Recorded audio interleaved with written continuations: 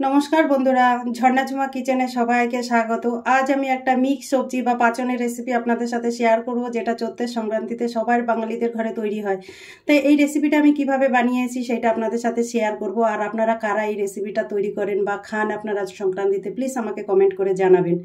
চলেন তাহলে শুরু করি। আজ আমি একটা পাচনের রেসিপি আপনাদের সাথে শেয়ার করব।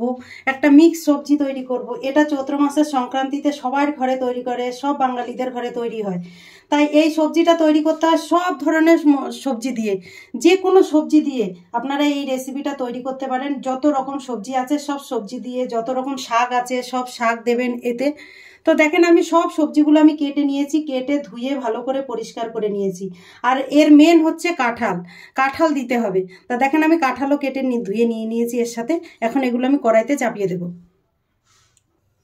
গ্যাসে আমি কড়াই চাপিয়ে দিয়েছি, আর কড়াই কিন্তু ভালোভাবে গরম হয়ে গেছে। এখন আমি দিয়ে দিচ্ছি সামান্য তেল। আপনারা তেল ছাড়াও এটা জলের মধ্যেও তো দিয়ে দিতে পারেন সবজিগুলো।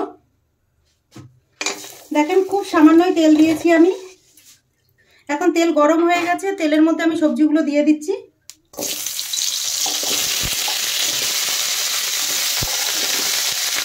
আপনারা সব ধরনের সবজি দেবেন এই রেসিপিটার মধ্যে।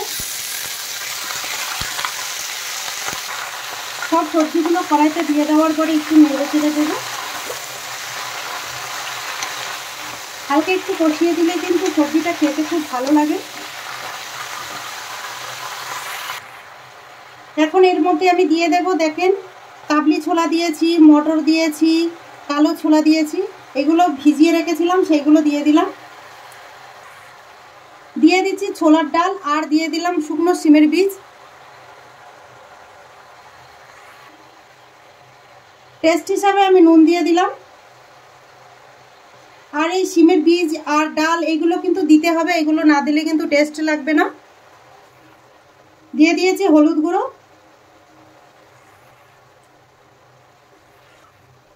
দিয়ে দিলাম কাঁচা লঙ্কা। ঝালটা যে যেরকম পছন্দ করে সেরকম দেবেন। এখন নেড়ে চেড়ে ভালো করে ঢেকে দেব। দেখেন খুব ভালোভাবে নেড়ে দিয়েছি।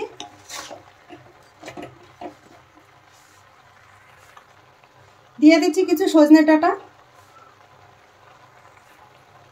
একটা বড় থালা দিয়ে আমি ঢেকে দিলাম, সবজিগুলো সেদ্ধ হতে থাক, আমি ততক্ষণে মশলা বানিয়ে নেব। এখানে আমি শিলনোড়া নিয়ে নিয়েছি, তাতে দিয়ে দিয়েছি আদা, দিয়ে দিয়েছি গোটা জিরে, আর দিয়ে দিয়েছি কিছুটা মেথি। আমার মা ঠাকুমারা যে বানায় এটা, বাড়িতে যেটা বানায় ওরা কাঁচা হলুদের সাথে এইটাকে, মেথিটাকে বাটে। দিয়ে এখন এটা আমি ভালোভাবে বেটে নেব। কিন্তু ওইটা যেইটা বানায় ওরা বাড়িতে কাঁচা হলুদ দিয়ে, ওইটা কিন্তু সবজিতে দিলে টেস্টটা কিন্তু দারুণ আসে। জল দিয়ে এটাকে আমি ভালোভাবে বেটে নেব।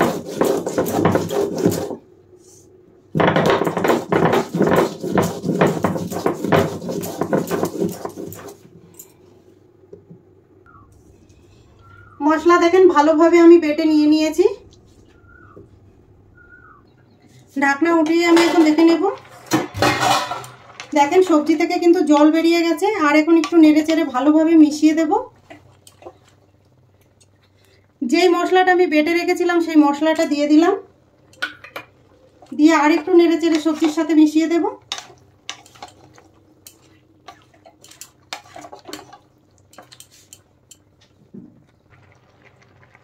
এখানে কিছু আমি শাক তুলে নিয়েছি, যেমন কুমড়ো শাক আছে, কুলেখাড়া আছে, ডাঁটার শাক আছে, মানে যত রকমের পাতা আছে যেগুলো খাওয়া যায় সেই ধরনের পাতা আমি তুলে দিয়ে দিয়েছি অল্প অল্প করে। নেড়ে চেড়ে ভালো করে সবজির সাথে আমি মিশিয়ে দিলাম।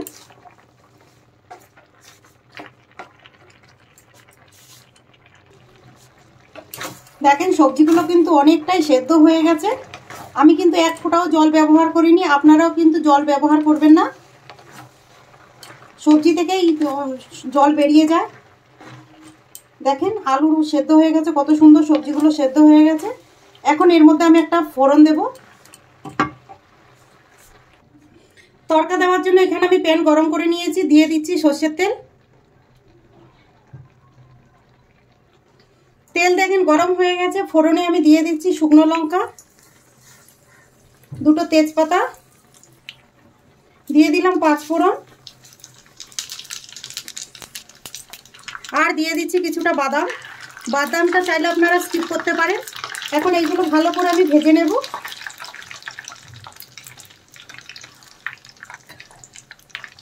ফোড়নটা কিন্তু যত ভালো ভাজা হবে তাহলে কিন্তু সবজিতে টেস্টটা ততই ভালো হবে। দেখেন মশলাটা কিন্তু ভালো করে ভেজে নিচ্ছি আমি। দেখেন ফোড়নটা ভালো করে ভাজা হয়ে গেছে, এখন আমি সবজিতে ঢেলে দেব। দেখেন সবজিটা আমি ঢেলে দিলাম।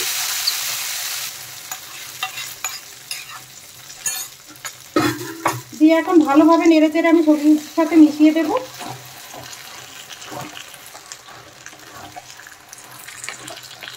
দেখেন ফোড়ন ভালোভাবে আমি মিশিয়ে দিয়েছি সবজির সাথে।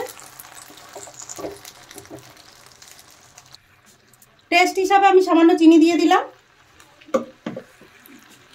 দিয়ে দিলাম গরম মশলা বাটা, আপনারা গুঁড়োটাও দিতে পারেন।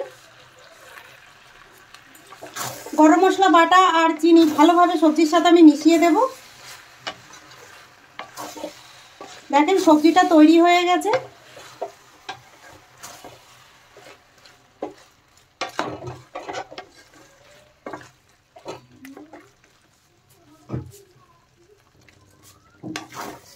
দেখেন তৈরি হয়ে গেছে, এখন আমি নামিয়ে নেব।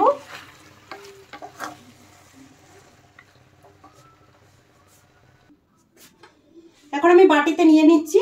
দেখেন কালারটা কিন্তু খুব সুন্দর হয়েছে।